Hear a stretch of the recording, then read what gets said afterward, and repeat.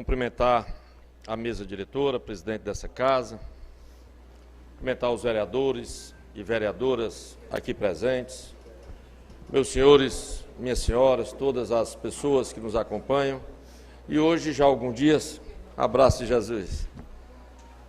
Hoje, já há alguns dias, não aparecia nesse plenário, o vereador que esteve aqui comigo quando fui presidente da Câmara Municipal, Inácio Arroz, que esteve ao meu lado na mesa diretora no biênio 2001-2002. Com um pequeno expediente, eu ia tirar um tempo para relatar de que mesmo Morada Nova já sendo considerado um município relativamente grande ou de porte médio, nós sentimos, logicamente, quando pessoas muito queridas do município vêm a falecer e quando principalmente atinge muito próximo a gente.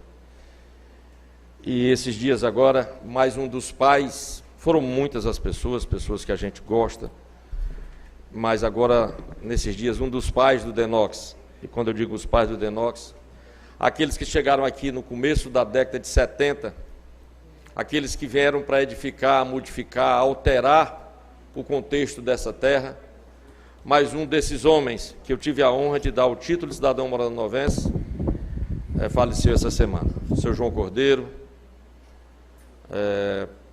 um grande homem, criou a família com muita luta, com muita dificuldade, com muita educação, com muito respeito e um amigo de todos. Então eu queria, na pessoa do Dr. Tacílio, que é o nosso diretor do setor odontológico da Secretaria de Saúde da Prefeitura, que ele leve aos irmãos, a todos da família, a todos os entes, esse nosso sentimento e essa nossa fala inicial aqui na Câmara Municipal de Morada Nova. Gostaria de dar alguns informes, se o Roberto estiver pronto, mas daqui a pouco. Deu entrada na Câmara hoje 2 projetos, não foram feita a leitura aqui, porque fica para a próxima semana, e a Bia nos colocou esse fator e o Neném também. Um projeto é do IPREM, onde na observação da nossa última alteração da Lei Complementar de 2022, foi observada a necessidade de haver um ajuste nessa lei, beneficiando evidentemente e acolhendo a questão dos servidores no processo de aposentadoria. Então está vindo para análise das comissões e evidentemente para votação.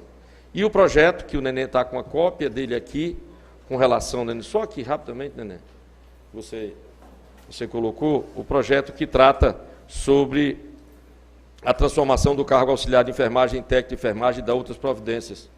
Com o processo feito, o Neném já conversou com as pessoas mais interessadas diretamente, ou seja, os técnicos, os auxiliares e o pessoal da saúde, para que a gente já dê entrada, encaminhe, próxima semana entra, vai para as comissões e a gente faz a votação normalmente no fim de novembro, começo de dezembro, ou em uma votação só, ou em trâmite normal para aprovação desses 2 projetos que são importantes. Não, um projeto de lei. Mensagem, projeto de lei feito lá do Executivo. Projeto do Executivo. Já feito o acordo com a classe, tudo, com uma alteração vigente aqui, mas aí vai ser na hora da discussão que nós conversaremos sobre esse assunto. E também nesse início de fala, eu gostaria de que vocês olhassem rapidamente ali na tela. Eu liguei agora para a Cogec Xaramubim. A água do açude Banabuiú está exatamente na Casa Nova nesse momento. Exatamente na Casa Nova. A previsão é que em torno de 5 dias, você imagina que são 72 quilômetros o caminho das águas, lá do local da saída até chegar na ponte. E aqui eu quero deixar um alerta à Audipim. A COGÉ está esperando a ação da Audipim em relação à solicitação de água lá da questão do perímetro irrigado. Veja bem, mesmo com a questão das comportas, é importante. Está aqui a equipe da COGÉ monitorando, inclusive hoje eles estão em Morada Nova, aí a data de 14 de novembro, eles estão fazendo isso a cada 3 dias. E a expectativa é que nos próximos, chegando daqui a 4 ou 5 dias, a água chegue ali na ponte. É uma barragem que tem toda uma área para encher, que realmente é bastante profunda ali, debaixo da ponte, e depois de longos anos, nós vamos poder dizer que novamente está perenizado o Banabuiú. Essa ação fica até o dia 31 de janeiro. Ela está nesse momento com a vazão de 2.731 litros por segundo, mas ela baixa para a vazão média autorizada, que é 1.700 litros por segundo. Então, é o que nós chamamos de onda. Da mesma forma, vereador Marcos Viana, lá no Açu de Cipoada, numa reunião feita lá na igreja evangélica, eu agradeço as pessoas lá da Cipoada, foi formada, e houve o aumento da questão da saída de Cipoada numa onda. Estava saindo uma média de 90 litros por segundo, passou para 300. Para quê? Para alcançar um universo maior e mais rápido, depois paralisa, para fazer a média.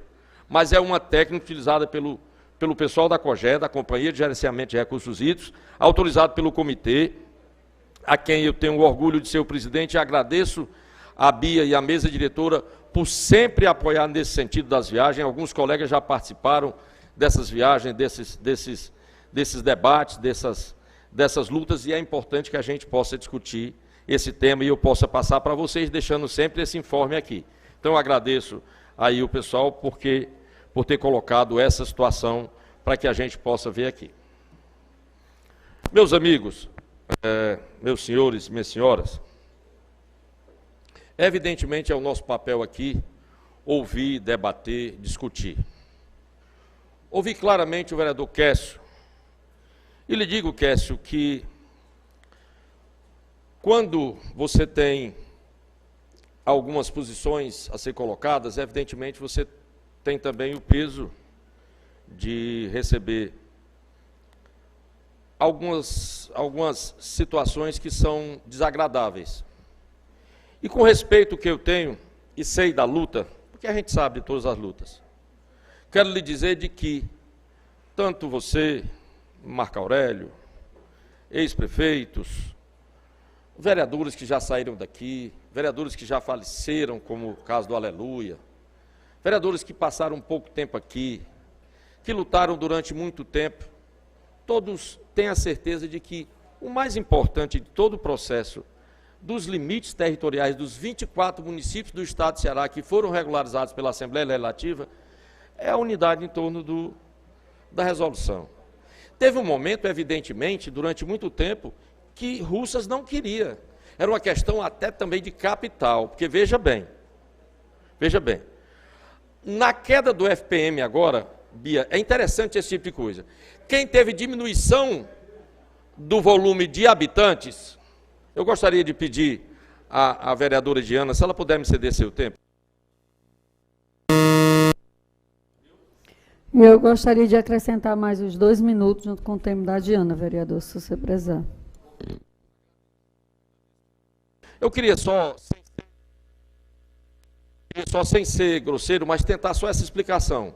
Elisbão, quando do censo homologado pelo governo federal, o censo acontecido, com bastante atraso, ficou determinado que os municípios que perderam habitantes e que cairiam a regra do FPM, eles pegaram e dividiram a perda do FPM em 10 vezes, Marcos, você sabia disso? Em 10 parcelas. Em vez de você perder aquele percentual, você perde nesse ano a 10ª parte daquele percentual, no ano seguinte, e só começa a partir de 2026. Ainda tem o 24 e o 25, mesmo o município perdendo recurso. O que é que Russas contestou? A questão da perda de população, que realmente é uma população grande, em torno de 3 mil habitantes. Em torno de 3 mil habitantes. E ainda ficou aquela guerra. Quando o prefeito Sávio, consciente do processo e com uma conversa já feita, fez a assinatura em conjunto com o atual prefeito, nós tivemos a evidência de que as coisas poderiam acontecer, porque dessa forma era o último dos embates que aconteciam entre os 24 municípios que estavam envolvidos. Porque, Marcos, antes de lhe dar a palavra, só tem um litígio agora que está no STF.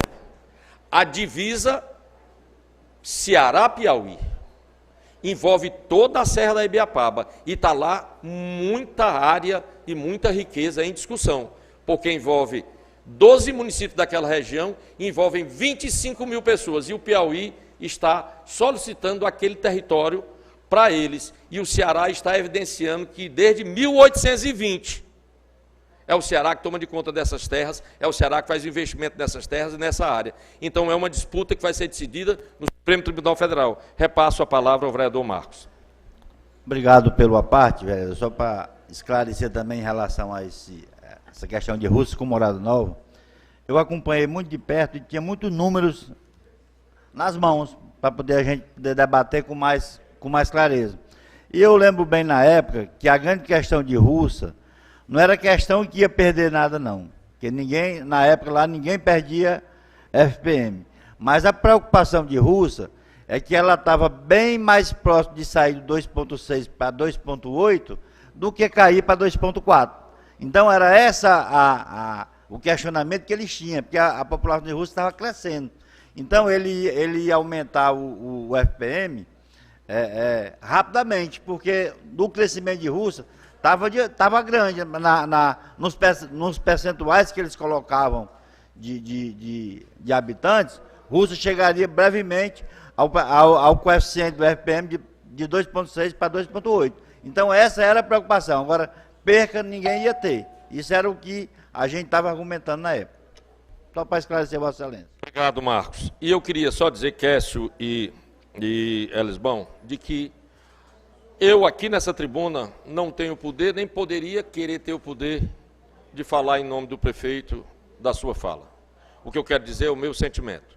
E dizer para vocês dois, junto com o Marcos, com todos os outros, com todos que estivemos naquela luta, que nós juntos conseguimos toda essa vitória para o município de Morada Nova, para aquela comunidade, para aqueles assentamentos que estão envolvidos, para toda aquela região.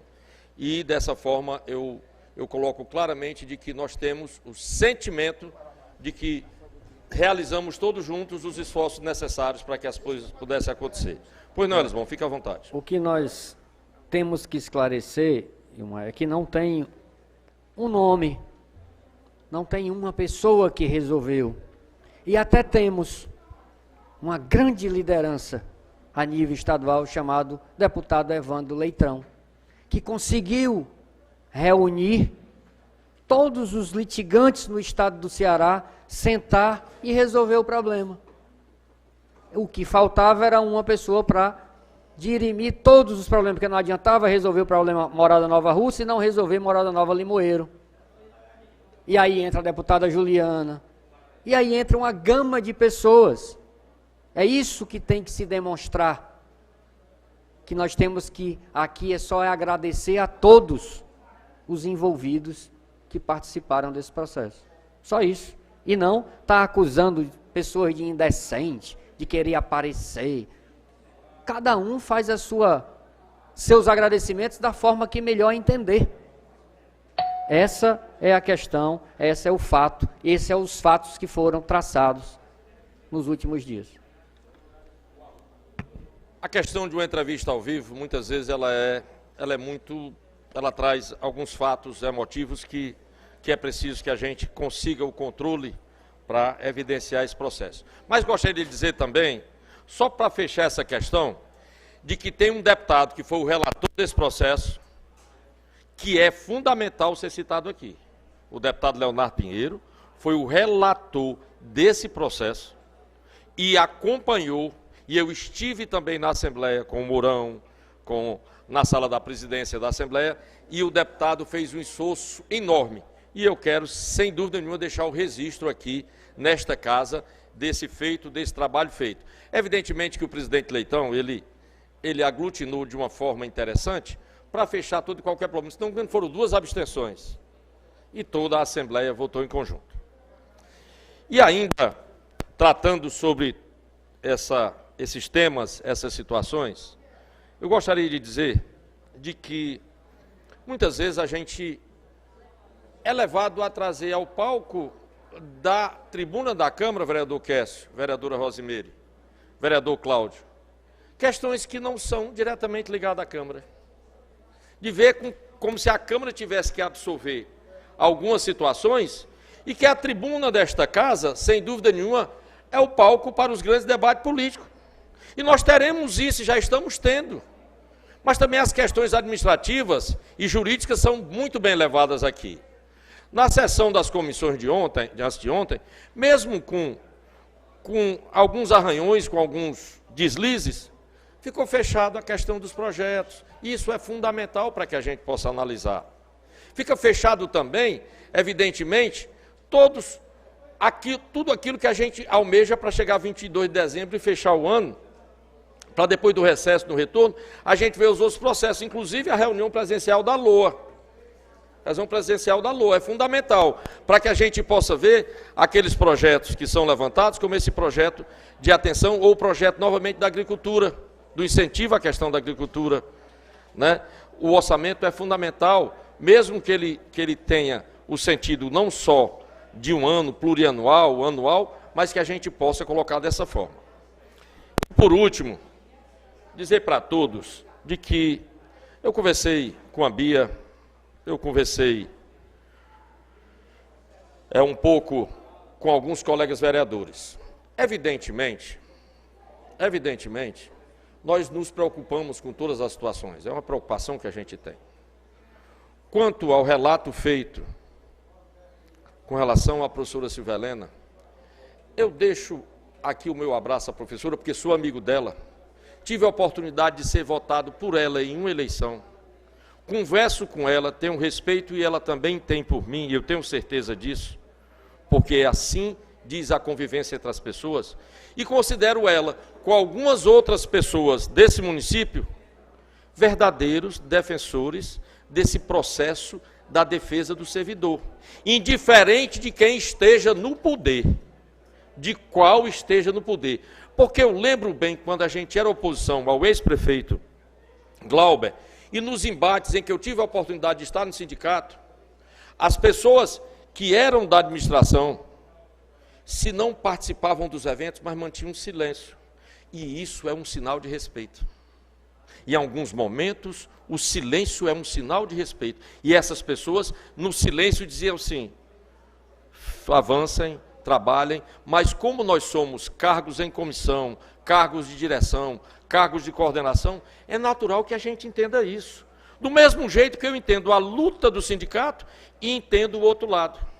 Do mesmo jeito que eu entendo, Bia, o embate aqui na Câmara, muitas vezes, num processo em que a gente, às vezes, de forma, não como vítima de maneira nenhuma, mas de forma direta, precisa discutir de forma interna com a administração pública. E isso nós fizemos muitas vezes. Nas muitas lutas postas, colocadas, avaliadas, a gente sempre teve a intenção de contribuir dentro desse processo. Foi em 2018, foram a questão do 2020, todas as questões, a questão dos 4%, toda a vida nós entramos para batalhar dessa forma. Sempre na tentativa do acordo.